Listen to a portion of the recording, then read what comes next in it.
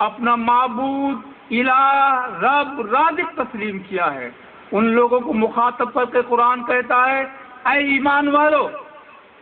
ارکعو، تم رکوع کرو، واسجدو، اور سجدہ کرو۔ رکوع اور سجدے سے آپ نماز بھی مراد لے سکتے ہیں، رکوع اور سجدے سے اس کی اطاعت و فرما برداری بھی اس سے مراد لے سکتے ہیں، اس کی غلامی بھی مراد لے سکتے ہیں، لیکن جو سلسلے وار بات کہی جا رہی ہے وہ ایمان کے بعد، چونکہ رکوع اور سجدے کا تذکرہ کیا جا رہا ہے، اس کا صاف اور واضح مطلب یہ ہے کہ ایمان لانے کے بعد تم اپنے ایمان کا ثبوت تم نماز کے ذریعے فراہم کرو۔ اگر تم نے زبانی اس بات کا اقرار کر لیا ہے کہ ہم نے اس رب العالمین کو اپنا رب تسلیم کر لیا ہے، لیکن ہم اپنے عمل سے، اپنے کردار سے، نماز پڑھ کے اس کے آگے رکوع اور سجود کر کے، اطاعت و فرما برداری کر کے، اس کے سامنے غلامی کا طوق اپنے گرد میں ڈال کر اگر ہم اس بات کا ثبوت نہیں فراہم کر رہے ہیں تو گویا کہ صرف لفظی ایمان سے کوئی نتیجہ نکلنے والا نہیں۔ اس کے بعد قرآن کہتا ہے وَاعْبُدُوا رَبَّكُمْ، ایک تم ایمان لاؤ، نماز پڑھو، وَاعْبُدُوا رَبَّكُمْ، نماز پڑھ لینا صرف کافی نہیں تمہارے لیے، ایمان کو ثبوت فراہم کرنے کے لیے صرف نماز کافی نہیں ہے، جو چیز کافی ہے وہ کافی ہے وَاعْبُدُوا رَبَّكُمْ، تم اپنے رب کے مکمل فرما بردار بندے اور غلام بن کے دکھا دو۔ اگر ہم نے 5 وقت نماز پڑھ لی، لیکن 5 وقت کے بیچ میں جو ایام ہوتے ہیں ہم نے اگر اس میں اس غلامی کا طوق گردن سے اتار کے باہر پھینک دیا تو گویا کہ ہم اس کے بندے اور اس کے غلام نہیں ہیں۔ تو قرآن کہتا ہے وَاعْبُدُوا رَبَّكُمْ، اپنے رب کے تم بندے بن کر دکھاؤ۔ بندے کا مطلب ہے غلامی، یعنی 24 گھنٹے تم اس کے غلام ہو، صرف 5 وقت تم اس کے غلام نہیں ہو بلکہ 24 گھنٹے اس کے تم غلام ہو۔ وَاعْبُدُوا رَبَّكُمْ وَافْعَلُوا الْخَيْرَ، اور بھلائی کے کام کرتے رہو۔ یہاں جو بات کہی جا رہی ہے وہ ذرا غور کیجئے، بڑی اہم بات ہے۔ ایمان لاؤ، نماز پڑھو، اپنے رب کے مکمل بندے بن جاؤ، لیکن تم کو اس پر غرور نہیں ہونا چاہیے، تکبر نہیں ہونا چاہیے۔ وَافْعَلُوا الْخَيْرَ، تم بھلائی کے کام کر کے دکھاؤ، یعنی تمہاری زندگی سے، تمہارے قول سے، تمہارے فعل سے کہیں تضاد نہ ثابت ہو، بلکہ جو کچھ تم اپنی زبان سے کہہ رہے ہو، اپنے عمل سے ثبوت فراہم کر رہے ہو، اس پر اکتفا نہ کرو، بلکہ جہاں بھی تم کو کوئی بھی بھلائی کے کام نظر آئے ان سے تم پیچھے نہ ہٹو۔ وَافْعَلُوا الْخَيْرَ لَعَلَّكُمْ تُفْلِحُونَ، اگر ہاں تم نے اتنے کام کر لیے تو تم فلاح ہو، تم نے کامیابی کی منزل طے کر لی۔ اگر تم نے اس میں سے کوئی کام چھوڑ دیے تو گویا کہ تم نے وہ کامیابی کی منزل جو ہے اس کو تم نہیں چھو سکے۔ وَافْعَلُوا الْخَيْرَ لَعَلَّكُمْ تُفْلِحُونَ، اگر تم اتنے کام کرو گے تو تم کامیاب ہو جاؤ گے۔ اس کے بعد جب بندہ ان تینوں کاموں کو کرنے لگتا ہے، ایمان لے آتا ہے، نماز پڑھ کے اپنے مومن ہونے کا ثبوت فراہم کرتا ہے، بندگی و غلامی میں اپنے کو پیش کر دیتا ہے، اس کے بعد قرآن کہتا ہے اب تمہیں ایک بڑی ذمہ دار، تمہارے اوپر بڑی ذمہ داری عائد ہوتی خدا کی طرف سے، یعنی اب تم جو دنیا میں دوسرے انسان رہ رہے ہیں، تمہارا اور ان کا رہنا سہنے میں فرق ہونا چاہیے، تم اب بڑے ذمہ دار بن رہے ہو، اور وہ جو ذمہ داری قرآن بتا رہا ہے وہ یہ ہے کہ وَجَاهِدُوا فِي اللَّهِ حَقَّ جِهَادِهِ، تم اللہ کے راستے میں جہاد کرو، اور وہ بھی جہاد جیسے جہاد کرنے کا حق ہے۔ وَاجْتَبَاكُمْ، اور جہاد کرنے کے لیے اللہ تعالیٰ نے تم کو چن لیا ہے، تمہارا انتخاب کر لیا ہے، تمہارا سلیکشن کر لیا ہے۔ جو اللہ تعالیٰ نے ہمارا انتخاب کیا ہے، ہمارا چناؤ کیا ہے، وہ چناؤ اس لیے کیا ہے جب وہ ہم ذمہ داری ادا کریں گے، ہم اس کی راہ میں جد و جہد کریں گے۔ لیکن دوستو، اللہ تبارک تعالیٰ نے جو یہاں لفظ استعمال کیا ہے، وجاہدوں کا لفظ استعمال کیا ہے۔ وجاہدوں سے جو اس کا مفہوم نکلتا ہے وہ جد و جہد کا نکلتا ہے، لیکن جد و جہد سے پوری طرح مفہوم واضح نہیں ہوتا ہے، بلکہ اس کا مفہوم جو مجاہدے سے مفہوم نکلتا ہے وہ اصل مفہوم ہے۔ مجاہدے کا معنی ہے مقابلہ کرنا۔ آپ اگر اپنی زندگی پر غور کریں، اگر آپ سچے اسلام کے شہدائی ہیں اور اس پیغام کو دوسروں تک پہنچانا چاہتے ہیں تو آپ کے قدم قدم پر دوسروں سے آپ کا مقابلہ ہوگا، آپ کی کشمکش شروع ہو جائے گی، آپ کے راستے کو روکا جائے گا۔ لیکن یہ راستہ جو سب سے پہلے روکا جاتا ہے، آپ کو اس سے ہوشیار رہنا ہے۔ آپ کا سب سے بڑا جو دشمن ہے وہ شیطان لعین اور اس کی پوری فوج،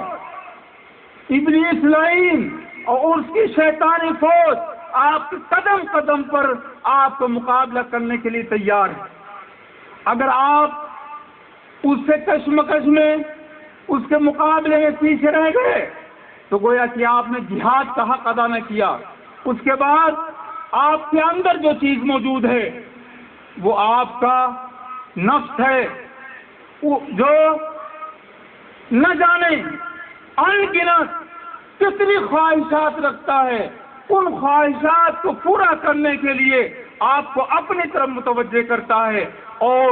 تم کو وہ ورغلاتا ہے، تم سے کہتا ہے یہ اللہ کا پیغام دوسروں تک پہنچانا، یہ دین اسلام کی تبلیغ کرنا، بھلا تم جیسے لوگ کریں گے؟ نہ تم حافظ ہو، نہ عالم ہو، نہ مفتی ہو، نہ مجاہد ہو، نہ مفسر ہو، نہ مقرر ہو، تم سے یہ کام کہاں ہو پائے گا؟ تمہارا ہر وقت نفس جو یہ کہتا ہے یہ تو کام مولانا صاحب کے کرنے کا ہے، یہ تو کام مفتی صاحب کے کرنے کا ہے۔ لیکن آپ جب قرآن کا مطالعہ کریں گے تو یہ بات آپ پر واضح ہو جائے گی۔ قرآن سورہ قمر کو آپ پڑھیے، بہت چھوٹی سی سورت، اس سورہ قمر کے اندر قرآن نے 4 مرتبہ پوری انسانیت کو مخاطب کیا ہے، اور پوری انسانیت سے ایک بات قرآن کہتا ہے، وہ کہتا ہے وَلَقَدْ يَسَّرْنَا الْقُرْآنَ لِلذِّكْرِ فَهَلْ مِن مُدَّكِرٍ۔ اس قرآن کو ہم نے علماء کے لیے ہی نہیں اتارا، اس قرآن کو فضلاء کے نہیں اتارا، بلکہ یہ قرآن تمام انسانوں کے لیے ہے۔ اور ہے کوئی جو اس قرآن کو پڑھے اور سمجھے۔ ہم نے اس قرآن کو بہت آسان اتارا ہے تاکہ سب لوگ اس سے نفع حاصل کریں۔ یہ بات ہم کو ذہن سے نکالنی ہوگی۔ یہ شیطان کا وسوسہ ہے، یہ شیطان وسوسہ ڈالتا ہے کہ تمہارے بس کا یہ کام کہاں ہے۔ لیکن آج جب قرآن کا مطالعہ کریں گے تو آپ کو یہ بخوبی بات واضح ہو جائے گی۔ کل قیامت کے دن جب خدا کے سامنے آپ کھڑے ہوں گے تو آپ سے یہ سوال کیا جائے گا کہ تمہارے اوپر جو نبی کرم صلی اللہ علیہ وسلم جس دین کی، جس قرآن کی گواہی دے کر رخصت ہو گئے تھے اور تم کو اپنا نائب اور خلیفہ مقرر کر کے اس دنیا سے رخصت ہوئے تھے، وہ رخصت ہوتے ہوتے ایک پیغام دے گئے تھے ہم اور آپ کو۔ وہ یہ پیغام تھا انتم شہداء اللہ فی الارض، اس زمین پر اللہ کے گواہ اب تم ہو، تمہارے علاوہ کوئی نہیں ہے۔ جب تک یہ بات یہ ہمارے ذہن میں جب تک ذہن نشی نہیں ہوگی، اس پیغام کو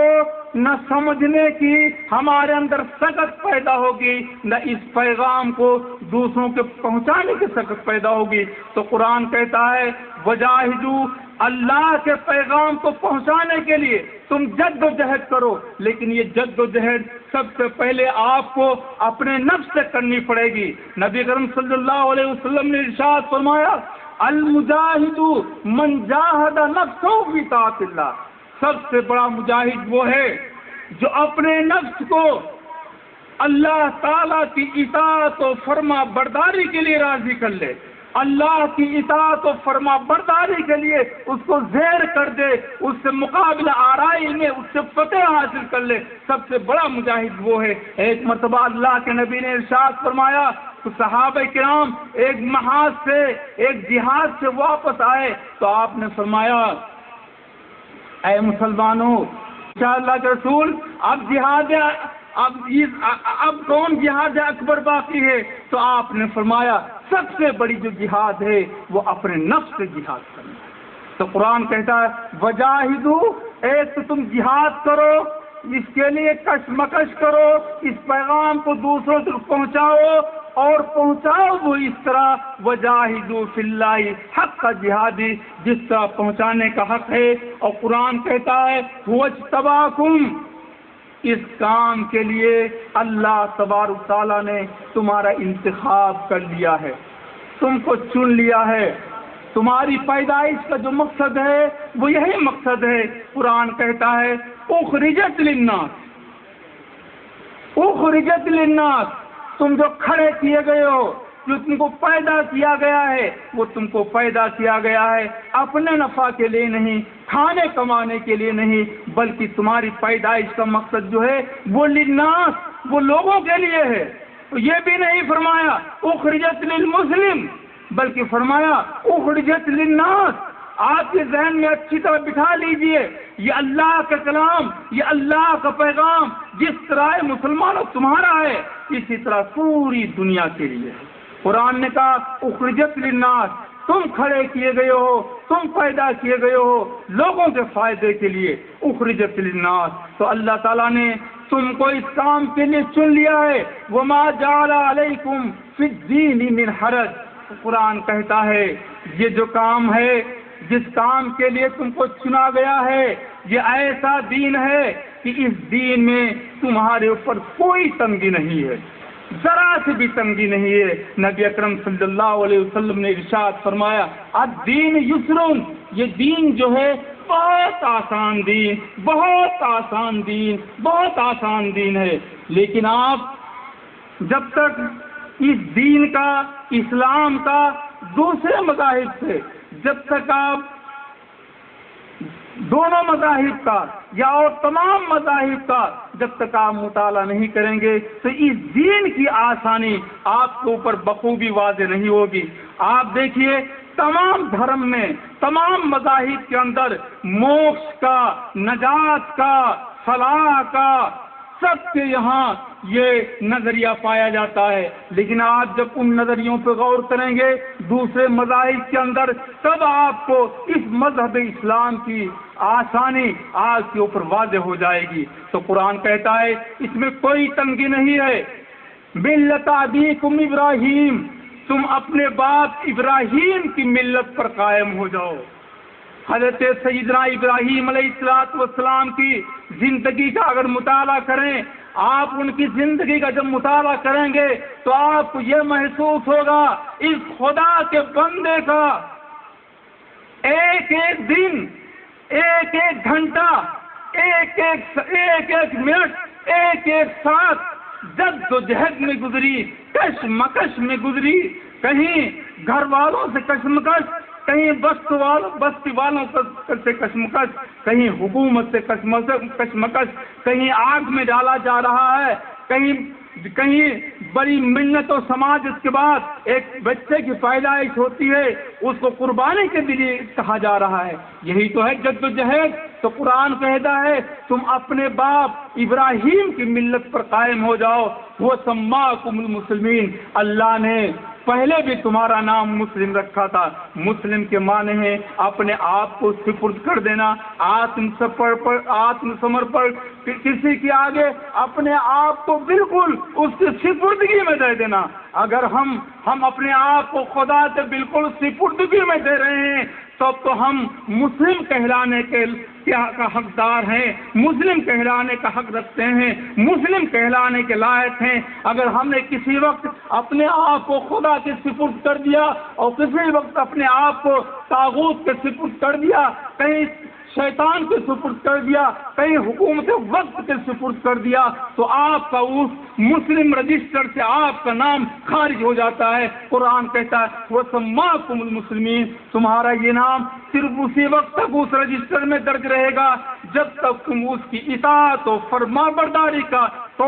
اپنی گردن میں ڈالے رہو گے۔ تو قرآن کہتا ہے ملت ابراہیم پر قائم ہو جاؤ من قبل وفی ھذا، اور یہ تمہارا نام جو اس نے مسلم نام رکھا ہے وہ پہلے دن سے رکھا ہے، لیکون الرسول شہیدا علیکم وتکونوا شہداء علی الناس۔ بڑی اہم بات قرآن کہہ رہا ہے، قرآن کہہ رہا ہے کہ تاکہ رسول تم پر گواہ ہو اور تم لوگوں پر گواہ ہو۔ یہ ہے ہماری اور آپ کی ذمہ داری۔ یہ اتنی بڑی ذمہ داری، یہ اتنی بڑی ذمہ داری نبی اکرم صلی اللہ علیہ وسلم نے ایک مرتبہ حضرت عبداللہ بن عباس رضی اللہ تعالیٰ عنہ سے فرمایا، اے عباس آپ ممبر پر تشریف فرما ہیں، اے عباس ذرا قرآن پڑھ کے سناؤ۔ حضرت اللہ بن عباس سورہ النساء کی تلاوت کرتے ہیں اور جب اس آیت پر پہنچتے ہیں فَكَيْفَ إِذَا جِئْنَا مِنْ كُلِّ أُمَّةٍ شَهِيدٍ فَكَيْفَ إِذَا جِئْنَا مِنْ كُلِّ أُمَّةٍ شَهِيدًا وَجِئْنَا بِكَ عَلَى هَؤُلَاءِ شَهِيدًا، اس وقت کیا حال ہوگا جب اے محمد تم کو گواہی کے لیے کھڑا جائے گا اور ہر قوم میں سے ایک ایک گواہی کے لیے کھڑا ہو جائے گا۔ نبی کرم صلی اللہ علیہ وسلم نے جب یہ آیت سنی حضرت عبداللہ بن عباس سے کہا، اے عبداللہ بن عباس رک جاؤ، آگے نہ پڑھو۔ حضرت عبداللہ بن عباس کہتے ہیں کہ جب ہم نے نبی اکرم صلی اللہ علیہ وسلم کے چہرے پر نگاہ ڈالی تو آپ کی آنکھوں سے آنسو رواں دوا تھے اور وہ آپ یہ سوچ رہے تھے ایک دن کل قیامت کے دن خدا کے سامنے ہمیں اس بات کی گواہی دینی ہے کہ ہمارے ذمے جو پیغام سپرد کیا گیا تھا کہ وہ پیغام ہم نے لوگوں تک پہنچا دیا کہ نہیں پہنچایا۔ آپ دیکھیے قرآن نبی اکرم صلی اللہ علیہ وسلم سے کہتا ہے یا ایھا الرسول بلغ ما انزل الیک من ربک وان لم تفعل فما بلغت رسالتہ، اے رسول تم کو جو پیغام دیا جا رہا ہے وہ پیغام تم لوگوں تک پہنچاؤ، اگر تم نے وہ پیغام لوگوں تک نہ پہنچایا وَإِن لَّمْ تَفْعَلْ فَمَا بَلَّغْتَ رِسَالَتَهُ، تو تم نے گویا کی رسالت کا حق نہ ادا کیا۔ نبی اکرم صلی اللہ علیہ وسلم نے حجۃ الوداع کے موقع پر جہاں ایک بڑی بھیڑ موجود تھی ان کے سامنے آپ نے کہا الا هل بلغت، کیا میں نے تم کو خدا کا دین پہنچا دیا؟ تمام شرکاء ایک آواز میں ہو کر کہا ہاں اللہ کے نبی، جو تم کو اللہ کی طرف سے پیغام ملا تھا وہ تم نے ہم تک پہنچا دیا۔ اس کے بعد آپ نے فرمایا انتم تسألون عنی فما انتم قائلون، کل قیامت کے دن جب تم لوگوں کو کھڑا کیا جائے گا اور میرے بارے میں سوال کیا جائے گا کہ محمد نے تم تک پیغام پہنچا دیا، اس وقت تم کیا کہو گے؟ تو سب نے کہا نشہد انک فما بلغت فأدیت ونصحت، ہم گواہی دیں گے جو کچھ تم کو پیغام ملا وہ تم نے پہنچا دیا، تم نے تبلیغ حق کا حق ادا کر دیا اور ہمارے لیے دین کی نصیحت اور خیر خواہی پوری کر دی۔ اس کے بعد آپ نے پورے مجمع کی طرف اور ان سے کہا کہ الا فَلْيُبَلِّغُ الشَّاهِدُ الْغَائِبَ، اے یہاں حاضرین، یہاں جو لوگ موجود ہیں وہ اس بات کو نوٹ کر لیں کہ ہم نے تم تک تو پیغام پہنچا دیا، لیکن اب تم اس پیغام کے امین ہو، اس پیغام کے اب تم ذمہ دار ہو، اس پیغام کو پہنچانے کی ذمہ داری تمہارے اوپر ہے۔ تاریخ گواہ ہے، مورخین نے لکھا ہے، بہت سے صحابہ کرام رضوان اللہ تعالی عنہم اجمعین اس محفل کے اندر ایسے بھی تھے کہ جن کے گھوڑوں کا رخ جس طرف کا تھا اس طرف کو ہٹا دیا، تاکہ یہ پیغام جو ہمارے پاس امانت کی، ہمارے پاس جو اللہ کے نبی نے امانت دے رکھی ہے، اس پیغام کو لوگوں تک پہنچائے۔ اس کے بعد آپ نے کہا کہ یہ پیغام اب تم کو پہنچانا ہے، اس زمین پر تم امین ہو۔ آپ بتائیے کتنی بڑی ذمہ داری ہمارے اور آپ کے سر ہے۔ جس طرح نبی اکرم صلی اللہ علیہ وسلم کھڑے ہو کر کل قیامت کے دن اس دین تبلیغ کے بارے میں یہ کہیں گے کہ اللہ ہم نے تمام پیغام لوگوں تک پہنچا دیا، آپ نے اپنے گریبان میں جھانک کر دیکھیے کہ یہ ذمہ داری ہم ادا کر رہے ہیں کہ یہ پیغام اللہ کا لوگوں تک پہنچا رہے ہیں۔ اگر ہم یہ پیغام نہیں پہنچا رہے ہیں تو ہم جو اللہ تعالیٰ نے ہم کو ہمارا جو چناؤ کیا ہے، جو الیکشن کیا ہے، جو ہم کو چنا ہے، کیا اس زمرے میں بھی ہم آتے ہیں؟ آپ ذرا اپنا جائزہ لیں۔ یہ وہ ذمہ داری جو اللہ نے ہم کو اور آپ کو ذمہ داری دی ہے، لِتَكُونُوا شُهَدَاءَ عَلَى النَّاسِ، تم کو لوگوں پر گواہ بن کر کھڑے ہونا ہے۔ قرآن نے کہا وَمَنْ أَظْلَمُ مِمَّنْ كَتَمَ شَهَادَةً عِنْدَهُ مِنَ اللَّهِ، اس شخص سے بڑا اور کون ظالم ہو سکتا ہے جس کے پاس یہ قرآن جیسی امانت موجود ہو۔ اس قرآن کی گواہی تمہارے اوپر ضروری ہے، تم لوگوں تک پہنچاؤ، اور تم اس قرآن کی گواہی کو اپنے تک محدود رکھے ہوئے ہو، تم پہنچاؤ گے کیا؟ تم کو خود رہی معلوم اس قرآن کے اندر وہ کیا گواہی ہے، وہ کیا امانت ہے، وہ کیا پیغام ہے۔